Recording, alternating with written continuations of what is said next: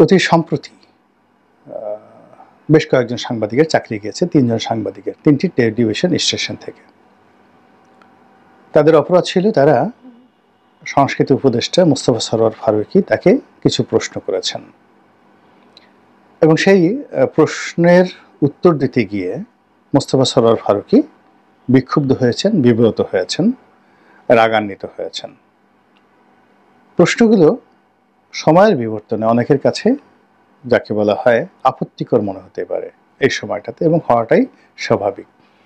কিন্তু যে প্রশ্ন করা হয়েছে সে প্রশ্নগুলো খুবই যৌক্তিক এবং সত্য প্রশ্ন।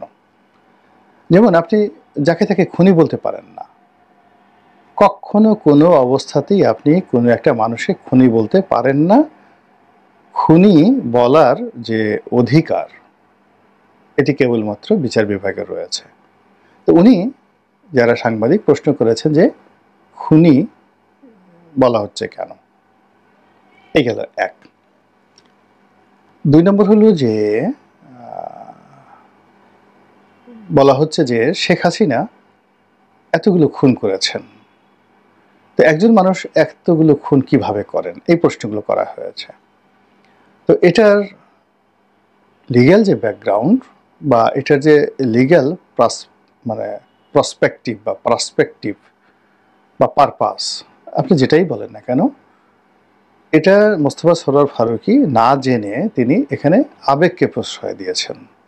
যে এখন পর্যন্ত জুলাই আগস্টের বিপ্লবের যে রেশ কাটেনি, এখন পর্যন্ত জুলাই আগস্ট বিপ্লবের সময় যারা আহত হয়েছেন তাদের ঘা শুকোয়নি, আর এই সময়টাতে আপনি এই প্রশ্ন করেন, এটা কি ধরনের কথা? ওনার এই বক্তব্য ঠিক আছে, কিন্তু এখানে একটা মাঝামাঝি জায়গায় হতে পারত। উনি যদি বলতেন যে একই কথা বলতেন, এবং ওনার জায়গাতে যদি আসিফ নজরুল সাহেব থাকতেন আমার মনে হয় ঠিক এই কথাটাই বলতেন যে ঠিক আছে, আপনি আমাকে বলছেন যে আমি খুনি শেখ হাসিনা বলছি, এবং আপনি সাহস করে সুযোগ পেয়ে আমাকে প্রশ্ন করার সুযোগ পেয়েছেন, আপনাকে ধন্যবাদ এবং আমি কৃতজ্ঞ। আপনাকে বিনয়ের সাথে প্রশ্ন করতে চাই, সাবেক প্রধানমন্ত্রী শেখ হাসিনার যে প্রেস কনফারেন্স হতো, তিনি তো কথায় কথায় খুনি খালেদা, খুনি জিয়াউর রহমান সাহেবকে খুনি জিয়া বলতেন। তো তখন আপনি বা আপনারা কেন প্রতিবাদ করেননি বা কোনোদিন করেছেন? বা জিয়াউর রহমান সাহেব তো একজন মৃত মানুষ, তিনি কেন বারবার কথায় কথায় জিয়াউর রহমানকে খুনি জিয়া বলতেন? আমার কাছে মনে হচ্ছে যে উনি যদি মাথা ঠান্ডা রেখে এই কথাগুলো বলতেন, তাহলে ওই যে সাংবাদিক প্রশ্ন করেছেন তিনি উত্তর দিতে পারতেন না।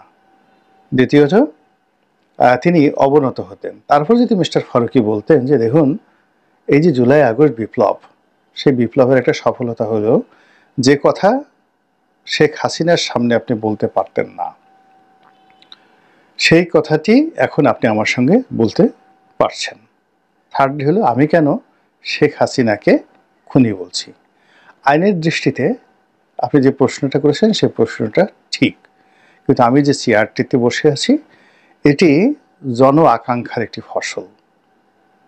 জনগণের আকাঙ্ক্ষার কারণেই একটা বিপ্লব হয়েছে এবং সেই বিপ্লবের ফসল হিসাবে আমি এখানে বসেছি। কাজেই যে কথা বললে জনগণ খুশি হয়, জনগণের আত্মার শান্তি পায়, সেই কথাগুলো আমাকে এখানে বলতে হচ্ছে। এখন শেখ হাসিনা পালিয়ে গেছেন, ভারতে গেছেন, সেখানে গিয়ে তিনি লিডারশিপ সরকারের বিরুদ্ধে কথাবার্তা বলছেন, আমরা তাকে এনে বিচার করতে পারছি না। তো সেক্ষেত্রে তাকে একটা কথা বলে বা তাকে একটা গালি দিয়ে যদি জনমনের আস্থা তৈরি করা যায়, প্রশান্তি তৈরি করা যায়, এটা সব রাজনীতিবিদরাই করে এবং সকল পলিটিক্যাল চেয়ার অ্যান্ড পোর্টফোলিও করে। তো এইভাবে যদি তিনি বলতেন তাহলে আমার কাছে মনে হচ্ছে যে পরিবেশ এবং পরিস্থিতি স্বাভাবিক থাকতো। কিন্তু তা না করে তিনি যেভাবে ক্রোধ দেখিয়েছেন, ক্ষোভ দেখিয়েছেন, এটা শোভনীয় হয়নি। দ্বিতীয়ত যেভাবে চাকরি চলে গেছে এখন এটা নিয়ে খুব ট্রল হচ্ছে, ভীষণ রকম ট্রল হচ্ছে। সেই ট্রলে হলো যে এখানে বাংলাদেশে যদি আপনি কথা বলতে যান তাহলে আপনাকে চাকরি যাবে, তারপরে শেষে আপনাকে মবের শিকার হতে হবে, অপমানের শিকার হতে হবে, এটা হলো স্বাভাবিক কথা বললে। দ্বিতীয়ত বোনাস হিসেবে আপনার জেলেও যাওয়া লাগতে পারে। এই কথাগুলো আসলে সরকারের জন্য খুবই বিব্রতকর। জুলাই এবং আগস্ট বিপ্লবে সকল মানুষের অবদান, দেশের 18 কোটি মানুষের হাতে গোনা সামান্য সংখ্যক মানুষ ছাড়া প্রায় সবাই এই বিপ্লবের হকদার, অংশীদার। এবং এখন যারা ক্ষমতার চেয়ারে মসনদে বসে আছেন তাদের সকলের উপর জনগণের হক রয়েছে। তাদের সফলতা আমাদের সফলতা, আবার তাদের যদি ব্যর্থতা হয় সেই ব্যর্থতাও কিন্তু আমাদের ব্যর্থতা। তো কাজেই এই যে যা কিছু হচ্ছে এখন গণমাধ্যমগুলোতে তা কিন্তু শেখ হাসিনার জমানাতে হতো না।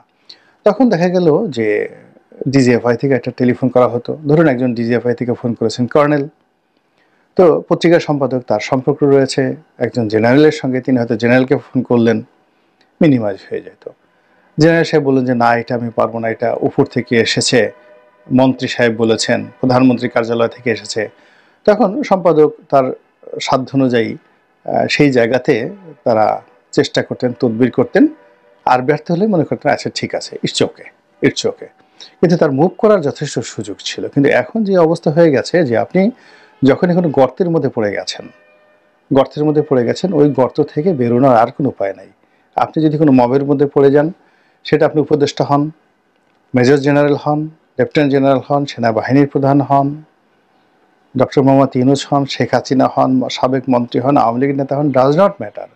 ওই মুহূর্তে মবের মধ্যে পড়ে আপনাকে ওই মবের যে দুর্ভোগ দুর্দশা ওটা উপভোগ করতে হবে, পোহাতে হবে, ওর বাইরে আপনি যেতে পারবেন না। এটাই হলো বাস্তবতা। কিন্তু শেখ হাসিনার জমানাতে এই জিনিসগুলো ছিল না।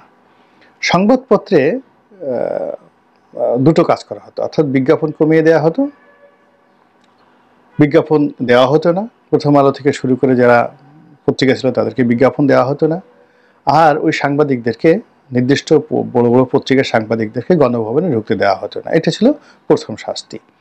আর টকশোতে অমুকরে নেওয়া যাবে না, অমুকরে নেওয়া যাবে না। কিন্তু আলটিমেটলি এটা যারা ভালো অ্যাঙ্কার যারা রয়েছেন, যেমন তৃতীয় মাত্রা জিল্লুর, তো জিল্লুর সাহেবের ওখানে বহু তদবির গেছে, অমুকের নেওয়া যাবে না, অমুকে নেওয়া যাবে না। কিন্তু তিনি কোনোদিন সেই 111 থেকে শুরু করে 2025 পর্যন্ত, অর্থাৎ 2005 থেকে 2006 পর্যন্ত তাকে, যাকে বলা হয়, অনেক রিকোয়েস্ট করা হয়েছে এবং তিনি রীতিমতো ধমক দিয়েছেন।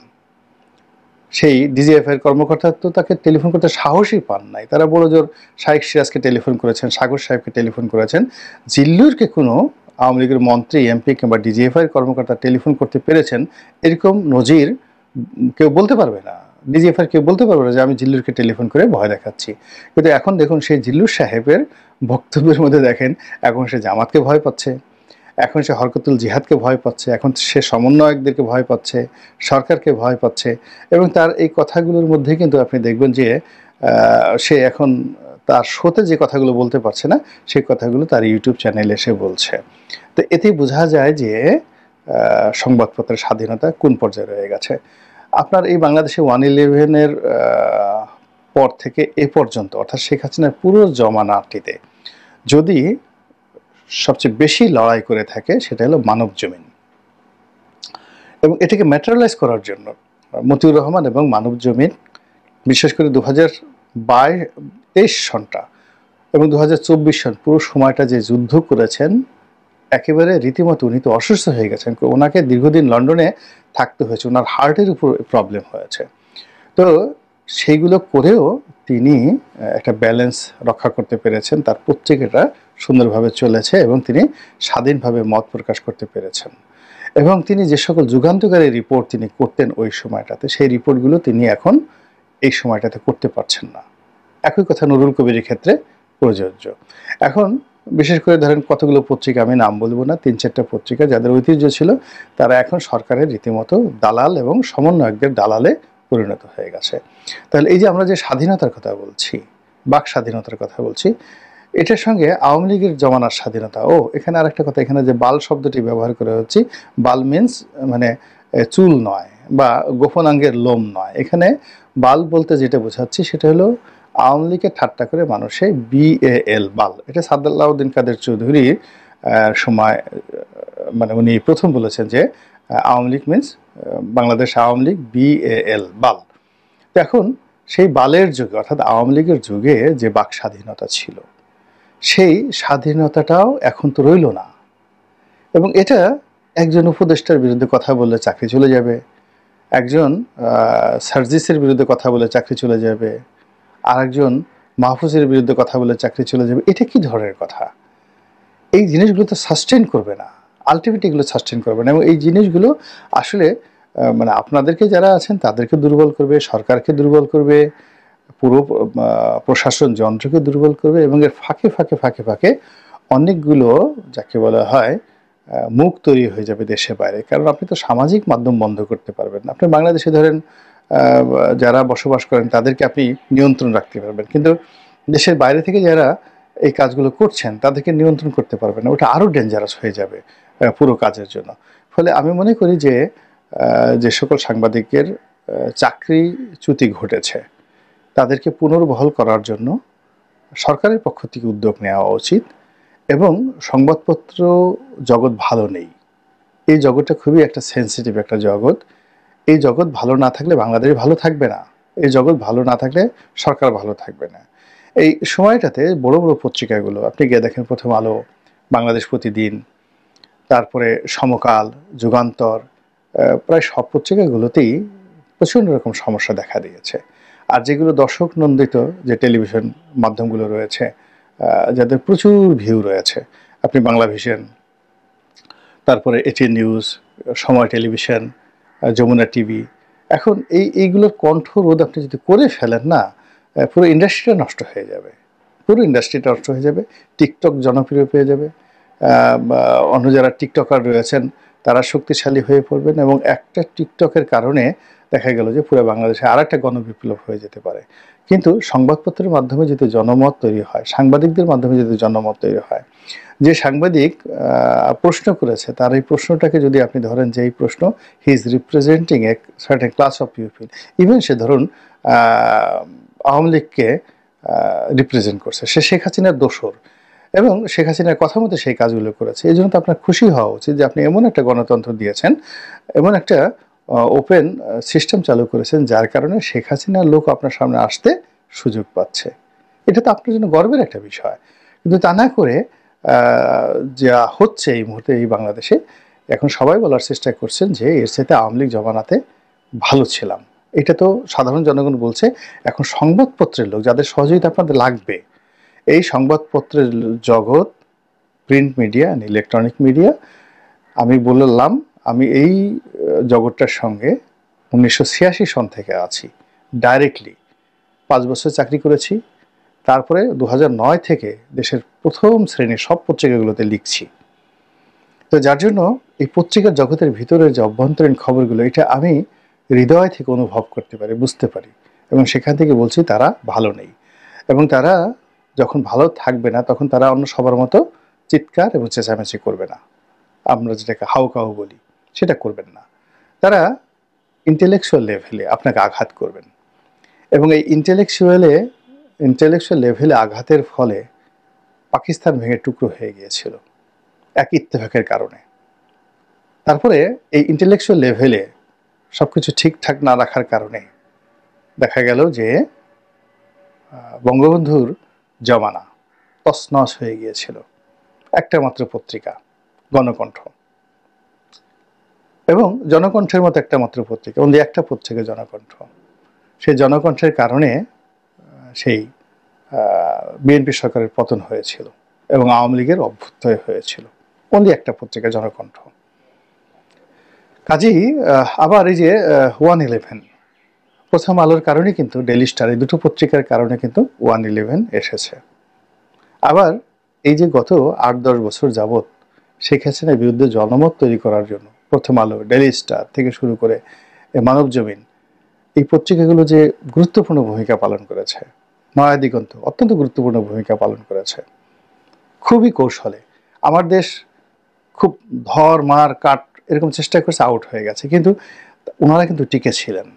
তো এই লোকগুলো তারা স্তব্ধ হয়ে টিকে থাকবেন, আর টিকে থেকে ধীরে ধীরে এমনভাবে আপনাকে বাস দিবেন যে জিন্দিগিতে এখন আপনি চিন্তা করেন যে আওয়ামী লীগের পতনের পরে যে পরিবেশ পরিস্থিতি তৈরি হয়েছে, এটা তো আওয়ামী লীগ কল্পনা করেনি এবং আমরাও কল্পনা করিনি পরিস্থিতি এত মন্দ হতে পারে।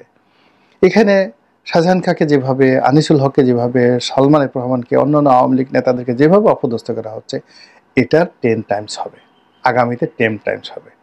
এবং আমি তো বাংলাদেশের বিষয়ে কথাগুলো বলতে পারিনি, পিনাকি হলে খুব সুন্দর করে বলতে পারতো। তো যাই হোক, আমি বলতে পারি, কিন্তু এগুলো আমার জন্য শোভনীয় নয়, এই জন্য আমি বলবো না। কিন্তু মূল ব্যাপারটা হলো যে আগামীতে যদি কাউকে ধরা হয় তার বিশেষ জায়গায় আগে, আদালতে ওঠার আগে কোনো জায়গায় সুসরার পাতা লাগাই দেওয়া হবে যাতে চুলকানি হয়, কোনো জায়গাতে বোম্বাই মরিচ লাগিয়ে দেওয়া হবে যেন সে লাভ দেয়, লোকজনের সামনে লাভ দেয়। তো পাবলিক দেখবে যে হেলমেট পরা, সব কিছু করা, আপনাকে ডিম মারতে হবে না। আপনার বিশেষ জায়গায় একটু বোম্বাই মরিচ লাগাই দিলে আর একটু যাকে বলে সুসরার পাতা লাগাই দিলে, এরপর যদি আপনাকে সিএমএম কোর্টে হাজির করা হয়, আপনার লম্ফ-ঝম্প দেখলে মানুষের 1 মাসের খাবারের যে রুচি বেড়ে যাবে, আয়ু বেড়ে যাবে, এমনভাবে আপনি লম্ফ-ঝম্প করবেন। এবং সেই কাজগুলো কারা করবে? এই সংবাদপত্রেরা, ধীরে ধীরে। ফলে ডোন্ট ডিস্ট্রয় দেম।